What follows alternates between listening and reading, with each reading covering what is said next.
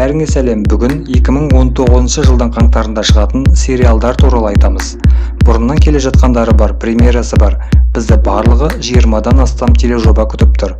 Олардың арасында көбімізге белгілі хиттар да бар. Атап айтқанда Готэмнің соңғы маусымы мен Жебенің 7-ші маусымы. Бүгін 9 комедиясының 6-шы маусымы, нағыз детектив антологиясының 3-ші тарауы, ұятсыздардың жалғасы және басқа да қызықты сериалдар шығады.